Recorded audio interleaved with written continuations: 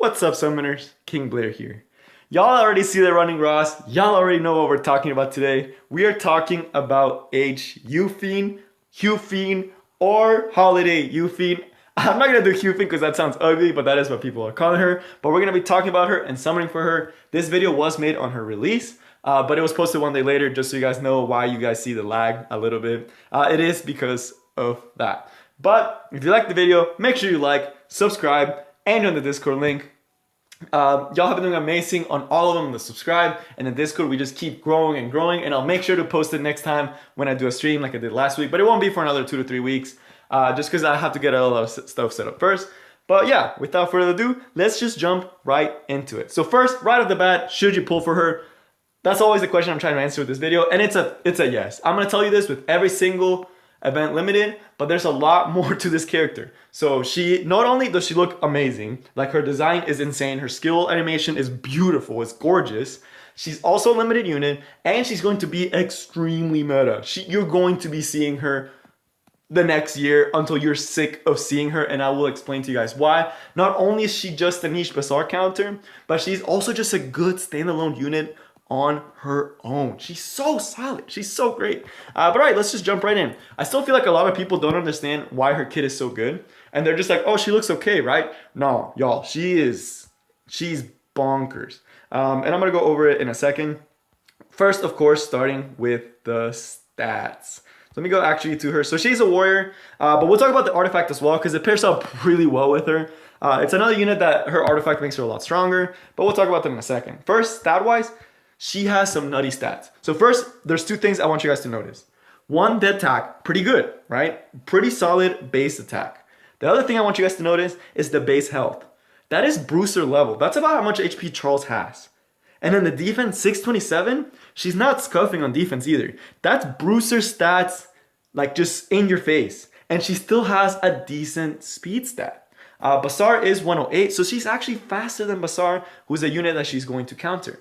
So that is really, really solid.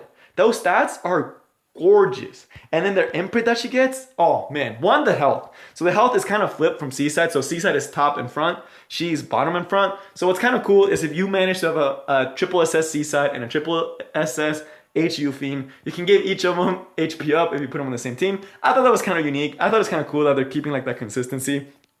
I think it's cool on all like the Seaside units if they always did something similar to this. Like maybe next year, the next summer unit can be like a tank, you know? And then they can do like the back two.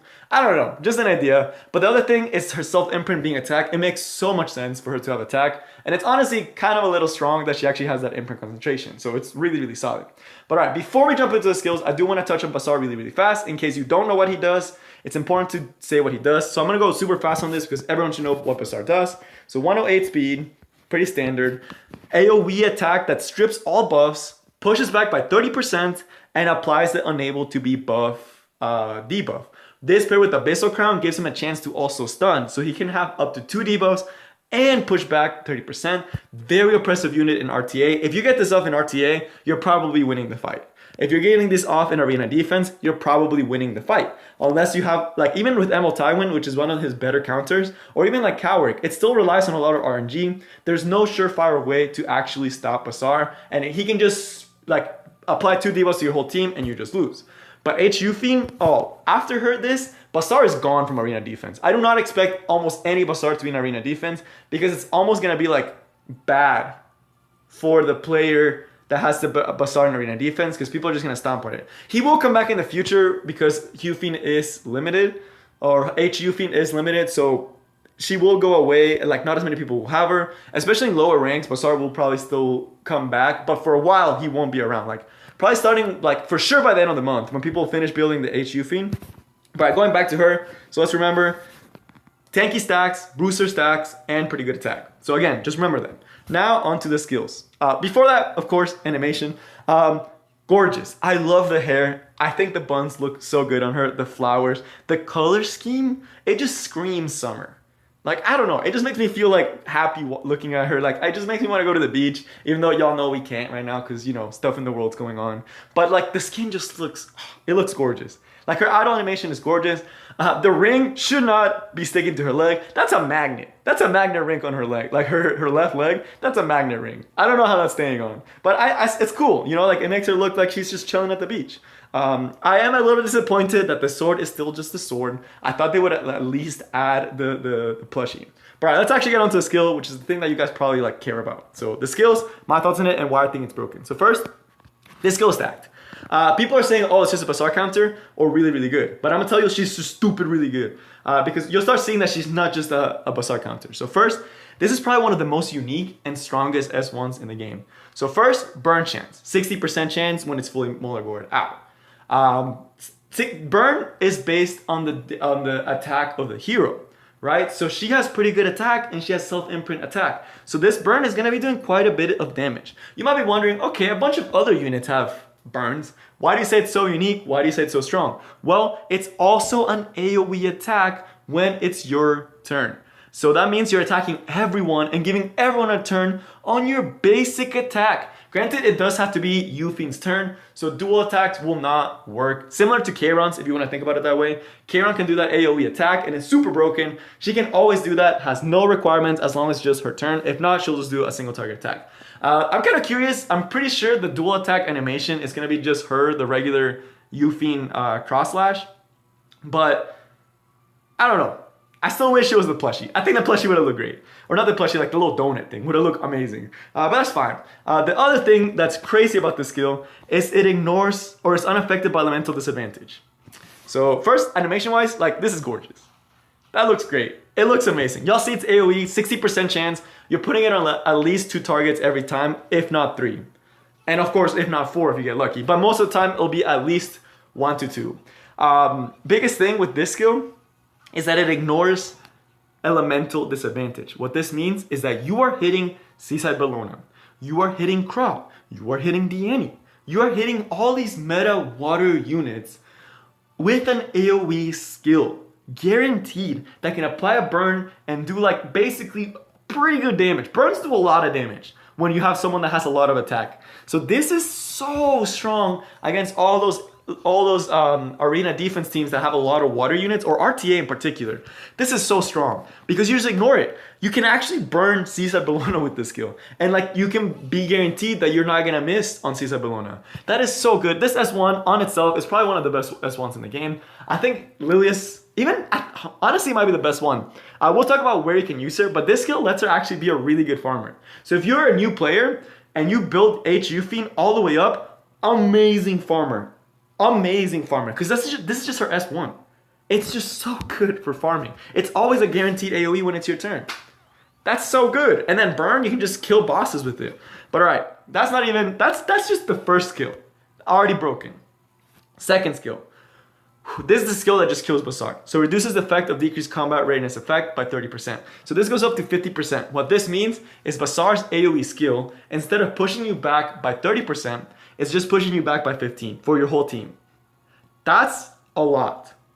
That doesn't let a lot of units cut in because of this. The other thing that actually makes her the true Bazaar counter is that you take RNG out of everything. Because Bazaar can soul burn to never miss. So you're like, okay, you know, you can still get the turn. If you have a Sedum, just soul burn, pray you hit Yufine, GG, right? No. Because she has 50% evasion when she's at 100%. We'll talk about why that's so good. But the other thing is, like, you give her immunity set. Bazaar tries to do his ultimate. You have the fire chance of missing because you have elemental advantage over Bazaar. He's going to miss 50%. And then with this skill, 100%. So if you have immunity, no chance for him to proc Abyssal Crown. No chance for him to do anything.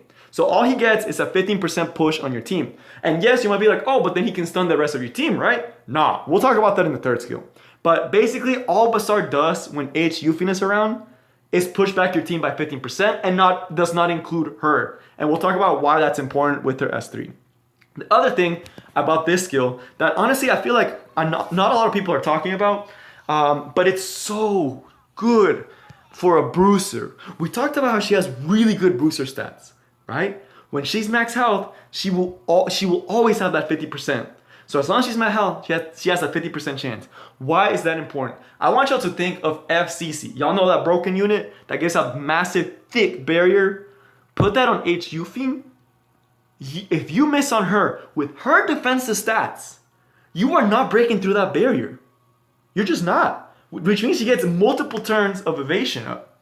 And you can't do anything about it unless you strip it with like, even like Melissa, okay, you strip the barrier, she's still at full health. It's not like Rylait where you can just strip his buff. No, she has the built-in 50%. You put some, like a good sustain unit, like a Royal Light, right? Oh, they try to target your Yufine. Oh, Royal Light S2, push her all the way up to full, give her a thick barrier. You're trying to get past a thick barrier and a 50% chance to evade. If you have a grass unit, you're not touching her. Charles, he's not doing anything. You give her a thick barrier against Charles, Charles misses 100% of the time. Think about that in Guild Wars with how popular Charles is. Slap her on against any Charles and put a barrier with like FCC. What are they gonna do? Charles can't touch her. That's so good for a bruiser. I can't stress you guys enough because 627 defense and 6k HP is so good for bruiser. She's gonna be so hard and annoying to kill because it's RNG. She makes RNG. But now let's go to the S3 because already she could not have an S3 and she would already be broken. The S1, it's already godlike. AoE burn, she has high base stat, has an attack imprint on herself. Amazing. Skill 2, really, really good survivability. Stops Basar from pushing your team back. And then the S3 just puts it all together. Dispels 2 debuffs from all allies, and then gives herself increased greater attack. For 2 turns, increases the combat readiness of all allies by 20%. So what this means is that Basar push your team back by 15%. Yufine is giving your team 20%, which means net combat readiness gain, it's 5%. You're gaining 5% when you put her against Basar. Basar is basically useless at this point. Basar did nothing. He literally just wasted his turn. Oh, he got a perfect ulti, stuns your whole party, and puts unable to be buffed, but he didn't hit Yufine. So now you can just use this skill. That's so good, y'all. That is so broken. That's actually like godlike. It's so good against Basar. And then now let's talk about why she's not just a Basar unit. Because this skill also does an AoE attack. So it's a really good setup for units like Challenger Dami. If you have a Challenger Dami and you use this skill, you're getting 20% plus the 40% that she gives. So that's already 60% for your Challenger Dami. Basar, no Basar, that's 55%. Or I did the math wrong, 45%. She's getting a turn. Your Challenger Dummy is going to get her turn. That's just, if you have this, she's getting a turn. And then it gives her increased greater attack. Yo, we talked about the burn, right? We talked about that this is based on her attack. And we talked that she has pretty good attack stat, right? This skill, AoE, is going to be melting tanks. You're literally melting the whole AoE team. God, this unit is so good. And then the thing about it is that they can't do anything about this. Because there's no elemental disadvantage. Crow, he's not doing anything. Diani, she's not doing anything. She's still taking this burn. It's not gonna miss, and you have a greater attack. That's so good, y'all. Oh my gosh, that is so good. It is so good. This skill is going to be doing so much damage. This skill, probably a little bit of setup. So she has so now where can you use her? PvE, amazing farmer. Like this is just godlike for farming. AoE attack and a burn, that's just super strong. S3. Again, AoE attack gives her greater attack. And if you build her fast, that's also really, really strong. So you can PvE, stupid strong. For Golem, same thing. You're AoE attacking, you're giving yourself greater attack buff, you're burning the Golem. Oh, you're doing mad damage to the Golem and to the little guys around him. So you might even get safe for slower runs. Yes, it's only for slow runs, but I still do slow runs. So that's fine. So she's such a good unit to just invest in. If you're an early game player for PvE, she's just amazing. She's so strong for that. And then the other thing is for PvP, she has 2 build paths. So one, it's a support against Basar, which is probably what people are gonna start with until Basar doesn't see as much play. But that is going to be like 240 speed to where the point where like Basar's at 280 speed, they're not hitting her. She can just give your team advantage back. So that's the first one. This will work for most Basar teams because a lot of Basar defenses are like Basar, Cisa Bellona, Fallen Cecilia, and like some other, like Arbiter Vildred, right? Like that's a pretty standard Basar defense. And this nullifies Basar. And if you're at 240 speed, you just give your team the combat readiness. You can slap on a Challenger Dami, some other units, and you're set. You can just counter the Basar. Easy peasy. No hassle required, you know? So that's the support build. The bruiser build is honestly what I think it's going to develop into, where she's like a 220 speed unit, 200 to 220 speed with like high defense, high health, and like a team with like a Crow and like a Fallen Cecilia, where you just abuse the skill 2 because you're always giving her a barrier, you're always healing her, you're giving her increased defense. It's just like they're not going to be able to touch her. And that, honestly, I think that's going to be the optimal build for her, is going to be the bruiser build. Later on. Early on, I think the speed build, like support build, is going to be a better build. But as the meta progresses, as Bassar basically gets kicked out of his throne, she's going to develop into a bruiser, and she's going to be so broken. But now let's talk about the artifact, because we haven't even touched on the artifact. We're going to do it really fast because we still have summons, and I don't want this video to become like 30 minutes or something crazy like that. So we have to wait for the Ross to connect. You know, it happens. It happens when you do summons. It always happens in event limited scenarios. But, man, that really sucks. Let's talk about the artifact, because the artifact pairs so well with her as well. It's a warrior artifact, and it's Champion's Trophy. And gives her increased effectiveness, 30%. That's nothing to laugh at. That's a lot. That in itself, like, Melissa's artifact just gives her effectiveness, right? But this does something on top of that. Y'all, they really need to rework Melissa's artifact, because Melissa's artifact is just like straight up effectiveness. So I don't know what they're going to do with it. Maybe give it souls. Give it something crazy. But this, effectiveness 30%. That's amazing. The other thing is that you have a 26% chance to stun the enemy for 1 turn when using a basic skill. Granted, it doesn't matter if it's counterattack. It has to be on her turn. But we just talked about she always has that AoE that never misses. That means you have an Abyssal Crown that never misses. Every turn. Every single turn that she takes, she has a 25% chance to stun a unit. Granted, if this procced on counterattacks, it will go from a good artifact to like broken. It doesn't, so that's something you have to know. But still, that artifact is so good on her. Gives her the effectiveness she needs, while also giving her like a stupid solid a side effect. So now let's actually go summon for her. Y'all,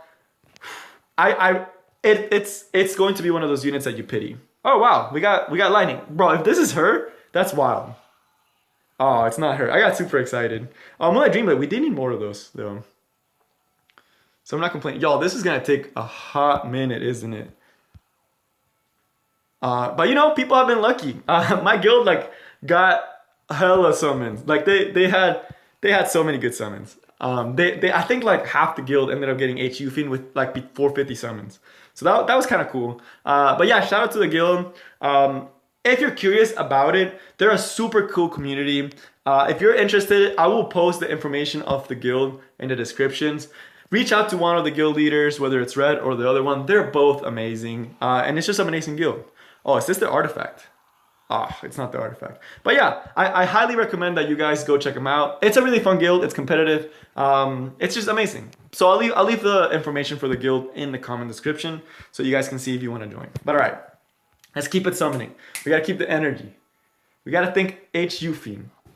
Let's think that all that lag was worth it. Well, yo, why did they actually went back in the code and were like, let's actually make the rates worse? Because so many people are starting to come back in. Nah, they wouldn't do that. They wouldn't do that, right? I sometimes wonder if gacha games do that, because everyone like likes to pull when the unit just comes out, right? Like it's just like a mad dash to get the unit. I never understood that, but it's pretty standard for most gacha games. I feel like when a new unit comes out, everyone just like rushes for it. So I'm wondering, like, what if I was a game developer? What if you lowered the rates like by like a percentage, like a 0.1%, and no one noticed it? Okay, is this the artifact? No. Man, I always get baited when it does this slow flip, page flipping, because every time it does that, I'm like, it's the artifact, it's the artifact, it's the artifact, it's the artifact. And it's not. And I always feel baited. Oh. Rose. Oh, man, I already have so many roses. I mean, that's always 4-star fodder. I know that sounds like messed up because I know there's people that don't have her yet, but you get to a point where you play the game so much and you have like the ML form and the regular form triple SS, like with the rose, and then it's like, okay, what do I do with this? Like I already have both other units triple SS, and like most of the time I just use them to fodder for 5 stars because it just makes the process faster. Like it makes it a lot faster, but you can also transmit for stones, but I usually just use penguins for that. So I usually don't struggle with transit stones. But yeah, we haven't had any like 5 stars, but we've been having some pretty decent luck. Like we've had a lot of lightnings. So nothing to laugh at. I do need more artifacts that I can actually sell because oh man, Song of Stars is in the shop, and I'm really hoping to do Elris Sword next rotation. I think I got it not too long ago though, and I just missed out. All right, lightning. All right, this is it. One of the 5 stars right here. Man, Leo. MO Leo people said is actually decent now. Or they think it's going to be decent. I still don't think it's enough. I think Leo, MO Leo is still gonna be like whatever. Regular Leo is still good. Like I mean, she's good for one shot Banshee. He's good for like other content too. One shot Ask My Cunt. So he's not bad. Since he's a ranger, he can actually put Song of Stars, which is in the shop. So just a PSA for everyone. Come on, Yufine. Come home. Come home. This lag is really tilting me though. I'm used to like just like smashing through the summons. But you know, this gives me a chance to talk to you guys. Yeah.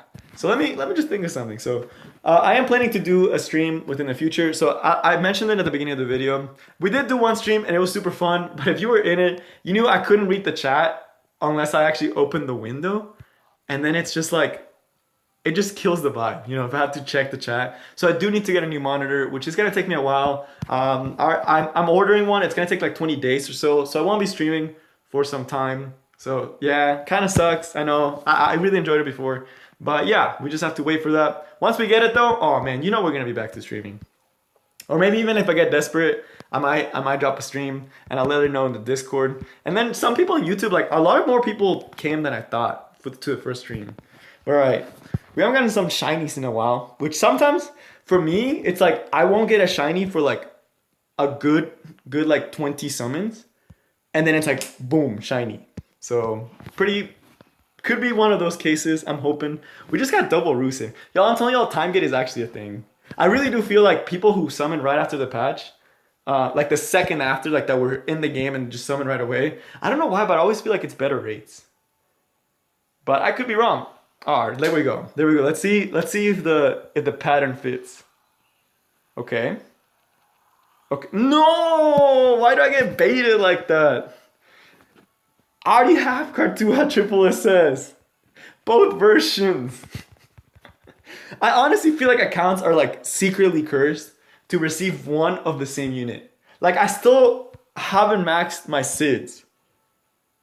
I haven't. I just don't pull SIDS. Like rarely.